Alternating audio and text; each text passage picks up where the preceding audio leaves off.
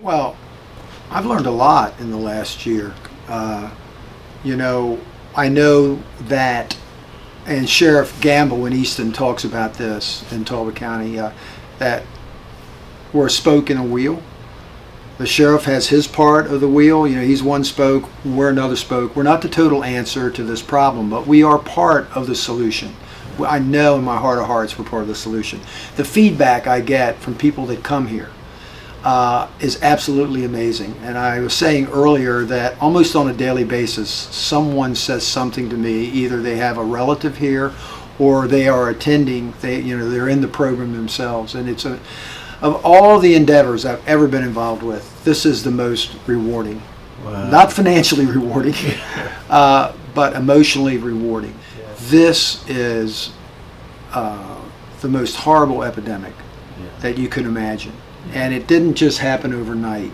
I mean, back in the 90s with Oxycontin and these painkillers, you know, the drug company said they're not addictive, and it just, doctors started, prescribing these drugs that are incredibly addictive. And, Melissa informed me that 80% of the people on heroin, 80% started with painkillers. That's an amazing statistic to me. It's just mind-boggling. Yeah. So we all, the physicians need to be they need to be a spoke in the wheel too, and be very cautious when they prescribe something like Oxycontin or hydrocodone, and make sure they follow up and they haven't been just keep writing renewal prescriptions for a long period of time. Yeah. Because over time it's very likely that that individual will become addicted. On some level, we just talk about it more now, but it's always been a big problem. But they're also mixing heroin with stronger substances that are causing more overdoses, so that's bringing more light to the problem as well. Yeah, I didn't think it would be this many Oh, is that right? In this community, yeah. Yeah, what is the number? Well, altogether, I would say it's probably over 500 or so. We track how many patients are off opiates within a certain time frame, which is usually within 90 days. Mm-hmm. Access to treatment, we track making sure that patients get in treatment within 4 days from the initial time they call us, so that they're not left without treatment. We track negative drug screens after 6 months in treatment, meaning all substances, not just opiates, because sometimes you see patients use other substances as well. So it takes a little time sometimes to get the other substances off board, so we put that as a 6-month marker. But 2 days ago, I saw someone that's been coming here for 3 months, and I saw him when he first came, and then I saw him 2 days ago, and he told me he's gained 30 pounds. He doesn't have the cravings that he had. He's feeling so good about the program. He's attending our 12-step. We've incorporated a 12-step program within our building, and I just couldn't believe it. It was miraculous in just that short period of time.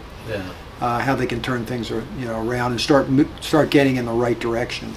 The other thing that surprised me, not Melissa with her experience, but surprised me, is that so much co-occurring issues when someone comes in. They could have some mental issues. Sometimes people that are bipolar, they're often stop taking their medication. They start feeling good, and they stop, and then they fall back into a pattern of up and down. So yeah, that's been a real surprise to me how often that happens. Yeah, it's pretty complicated. I really love what we're providing.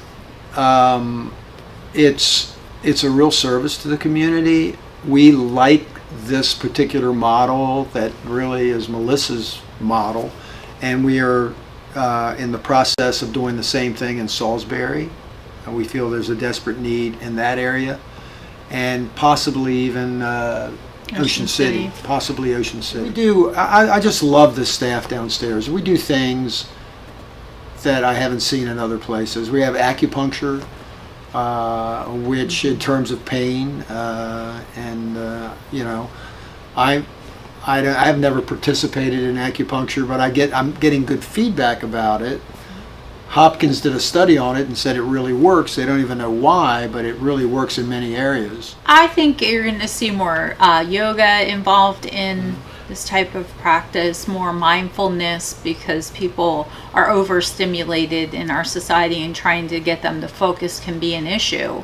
So more relaxation, maybe meditation, teaching folks how to meditate can be a good part of the process. Do they have that? You know, this disease is pretty much hits all families. Yeah. We all know somebody that has a problem.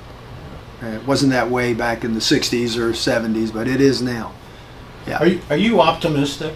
I mean, as someone I'm excited and I am optimistic. I tend to be an optimist anyhow, but I literally am more optimistic now that I've been here for a year, and seeing like what I saw a couple days ago, someone really improving and being excited.